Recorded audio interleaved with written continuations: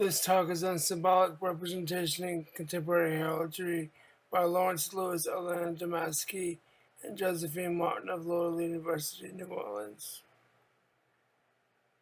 The purpose of this study is to examine the representation of the self in heraldry, to look at what kind of psychological characteristics and personal traits are referenced in modern coats of arms. We reviewed a sample of heraldic designs from the database maintained by the Canadian government.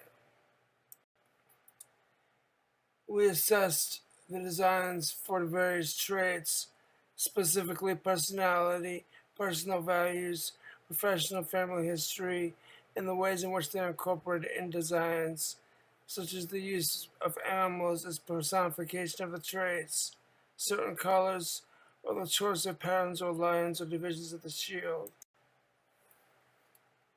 Just for a little bit of background, in 1127, King Henry I of England knighted his son-in-law Geoffrey, the Count of Anjou, and gave him a shield painted with golden lions. His 1151 funeral effigy shows the shield incorporating those lions, and often this is described as the first recorded coat of arms in history, and is the predecessor of the Royal Arms of England that is still borne by the sovereign Queen Elizabeth of the United Kingdom. This is an image of the funeral effigy of Geoffrey Plantagenet, Count of Anjou, in his tomb, showing the lion representation. Nearly 900 years later, heraldry is still alive, and there are various granting agencies and private organizations that register coats of arms for individuals who seek them. There's a great popularity even in countries like the United States, where there is no official granting mechanism by the government. The origins of heraldry are rooted in the need to distinguish knights in combat, but over time, heraldry spread to non-noble classes, and at the same time, a more formalized system of rules developed that are observed variously in different parts of the world. Sometimes there's a connection between the choice of design and the bearer. It's not particularly arbitrary, but sometimes the connection is very easily identified. Canting arms, for example, incorporate the bearer's name in a kind of pun.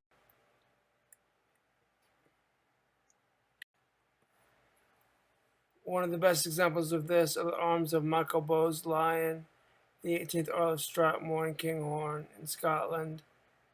And you can see the bows in the second and third quarter and the lions that clearly indicate his name.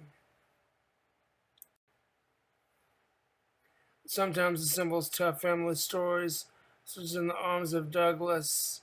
Sir James Douglas carried the heart of King Robert the Bruce of Scotland to the Holy Land for burial, and that is still incorporated in the arms of James Douglas, the 9th Earl of Douglas. In modern designs, sometimes you can also see symbolism in what the arms say about the virtues, traits of the armiger, and that is our area of interest. We want to look at what contemporary arms say about the history of the family, what traits they prize, and how they're represented. So our purpose is to examine the types and distributions of psychological characteristics and the personal traits referenced in the designs of contemporary arms. There is no symbolic dictionary that in a prescriptivist way mandates the way that traits can be represented in heraldic art, so it's very idiosyncratic. We wanted to see if we could find any patterns. This is not a totally new exercise, though it has not been done since Wade in 1898, in which he documents the color red or gules, symbolizing magnanimity or military fortitude, the metal silver or argent, peace of sincerity, charges like the lion for courage, lamb for gentleness, owl for vigilance, heart for contemplation, a leg for strength and stability. This is a few examples. But symbols are flexible and can be used in a variety of ways. There has been no contemporary analysis of how coats of arms make use of symbols, and that is the subject of our inquiry. One example is the use of symbols by the artist Christian Cordell Avery Aaron Belmont, whose family comes from the Isle of Guernsey in the Channel Islands, but he currently lives in Newfoundland in Canada. And then looking at some of his features, the skull and the crest at the top refers to his work in forensic recreation of skulls. Paintbrush and chisel allude to his work as a painter and sculptor, and his motto is from the traditional French dialect of the Guernsey Island, and alludes to his involvement in his ancestral land, and also references his work as a forensic sculptor.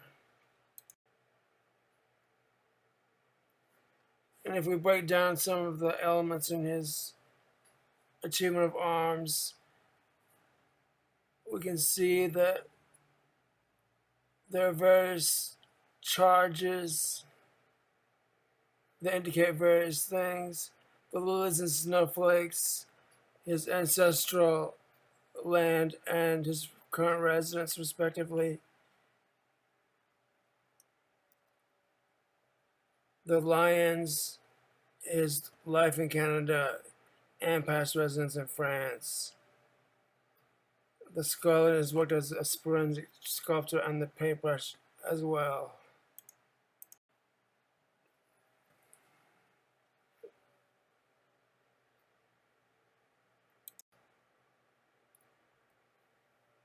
And looking at various other examples of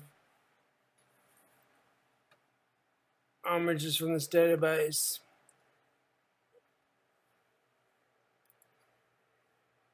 The brickwood homager used falconry,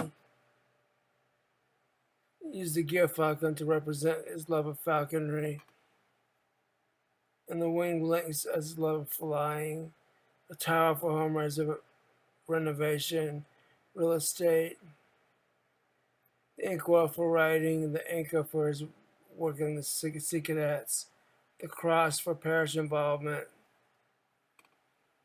and the pile is an interesting use of a design feature rather than a charge for his interest, again, in home renovation and real estate. So we can see charges as well as design features and beasts all at work in representing things about this person's life. And to show the visual, to the left we see the winged lynx beast on the crest, symbolizing his love of flying and piloting. For Aitchison, design element, the pile, for home renovation, and the tower, a charge representing the same thing. The anchor and the crest representing his involvement in the sea cadets. So again, we see the full use of charges, line designs in both the crest and the shield to represent things that are personally relevant. Another example is those of Pereira. We see the cross flory in the shield, indicating parish involvement. The book and the crest symbolizing interest in history, geography, and reading. In further research, we'll look at what's most frequently represented and how, and what variables account for the individual difference, which we don't have time to go into at length, but we'll record in the upcoming paper. For contact information, please contact Lawrence Lewis, Department of Psychological Sciences at Loyola University, New Orleans, Louisiana. Thank you.